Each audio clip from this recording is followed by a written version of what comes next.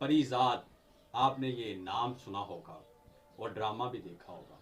अगर ड्रामा नहीं देखा तो इसकी स्टोरी थोड़ी बहुत आपको पता होगी कि एक शख्स जो है वो किस तरह कामयाब हो जाता है। मैंने जब इस ड्रामे के बारे में सुना किसी से तो मैं बहुत खुश हुआ।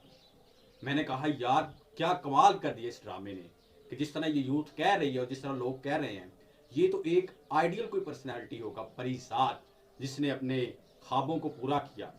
लेकिन जब मैंने ये ड्रामा देखा तो मुझे खुशी से ज़्यादा अफसोस हुआ। अब खुशी क्या थी पहले वो सुन लें। खुशी ये थी कि इस ड्रामे में दिखाया गया कि कैसे परिजाद ईमानदार है, बाहया है, हमदर्द है, वफादार है।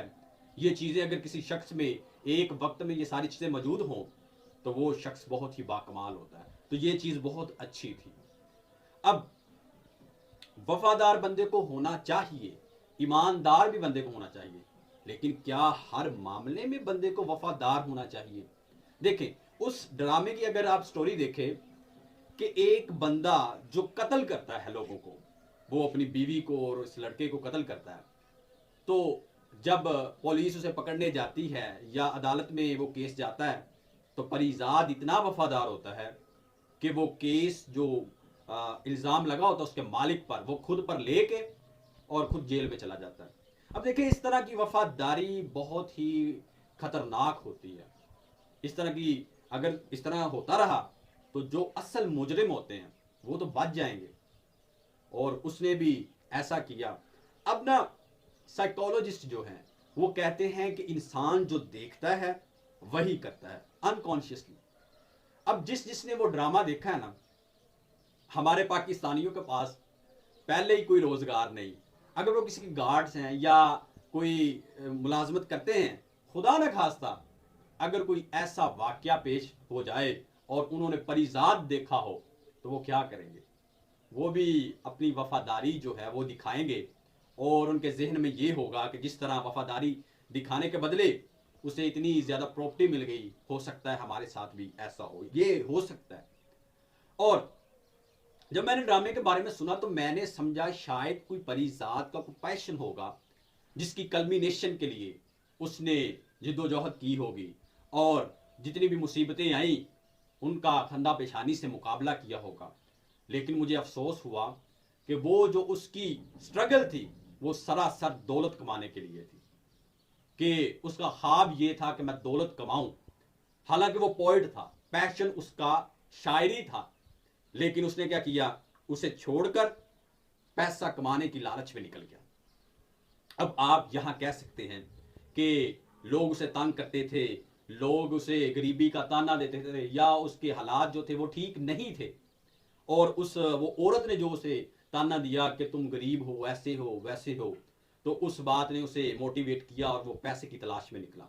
देखिए, सबसे पहले तो वो बंदा बहुत ही नाकिस होता है जो किसी की बातों पर लग जाता है और अपने मकसद से हट जाता है। जो बंदा अपना रिमोट कंट्रोल लोगों के पास रख दे उसे आइडियल बंदा कैसे समझे? अब उसे चाहिए था उसकी बात को इग्नोर करता और अपने पैशन को आगे लेकर जाता।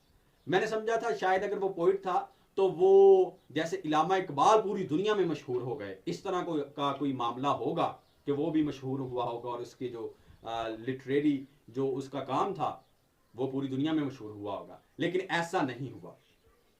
और देखिए, पैसा कमाना भी कोई बुरी बात नहीं, पैसा कमाना चाहिए, उसमें भी जो लोग सक्सेस हासिल करते हैं बहुत ही अच्छी सक्सेस होती है। लेकिन क्या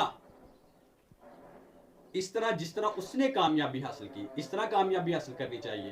कि मतलब एक बंदा जो जेल में था, जेल में ही उसका मालिक जो था वो खुदकुशी कर लेता है और उसे सारी जायदाद दे देता है। ये कैसी सक्सेस हुई?